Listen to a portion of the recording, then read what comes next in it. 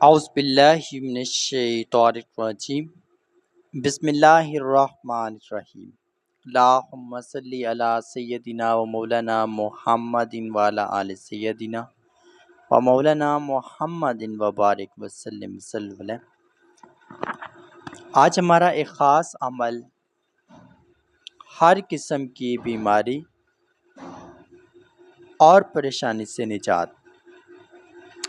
آج کل کے دور میں ہر جگہ پر بیماریاں، پریشانیاں، مسائل جنم لے چکے ہیں۔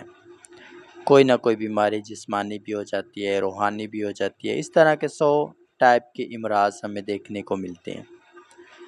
اب سب سے پہلے ہم 2 سے 3 وجوہات جانیں گے بیماری اور پریشانی کی وجوہات کہ یہ چیزیں ہماری زندگی کے اندر کیسے آتی ہیں۔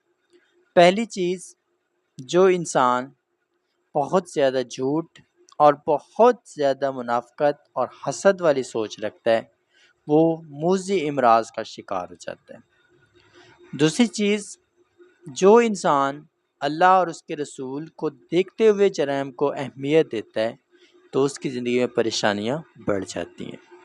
تیسری چیز، جو ایک انسان بار بار لوگوں کو مشکلات اور تکالیف میں ڈالنے کی کوشش کرتا رہتا ہے تو وہ انسان بہت زیادہ وبائی اور مہلک امراض کا شکار ہو سکتا ہے۔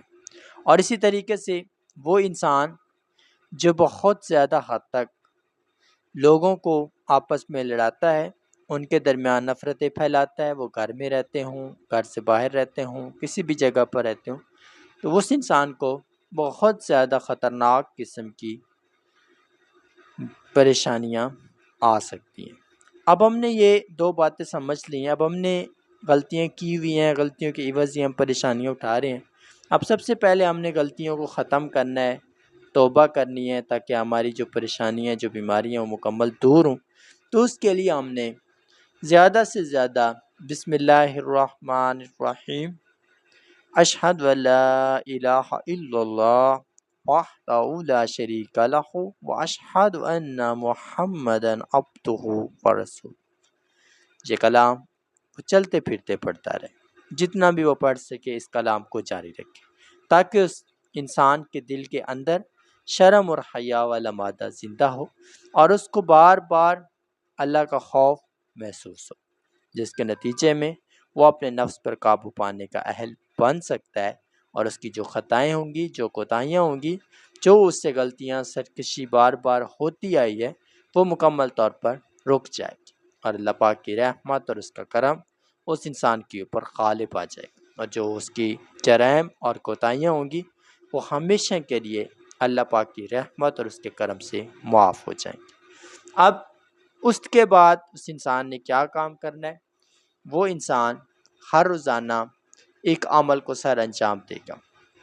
روزانہ روٹی کے چند ٹکڑے اپنے سر سے پھیر کے پرندوں کو ڈالے گا اور ڈالنے کے بعد دعا کرے گا کہ اللہ پاک کی ذات اس انسان سے جو خطائیں ہوئی ہیں، جو کوتاہیاں ہوئی ہیں، مکمل درگزر فرما دے اور اس پر اپنی رحمت اور اپنے کرم کا دروازہ کھول دے۔ اس کے بعد وہ انسان 5 وقت کی نماز باقاعدگی سے پڑھے اور ہر نماز کے بعد اول و آخر 1 مرتبہ درود پاک اور 70 مرتبہ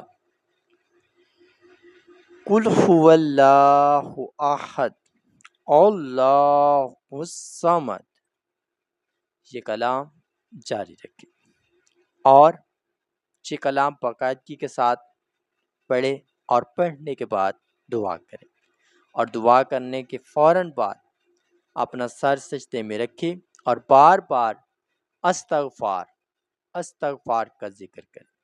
2 سے 3 منٹ، 3 سے 5 منٹ کا وقفہ وہ اپنے ذکر جاری رکھے باقاعدگی سے سجدے کی حالت میں، اور سجدہ شکر ادا کر کے پھر وہ اپنے منزل کی طرف رواں دفع ہو۔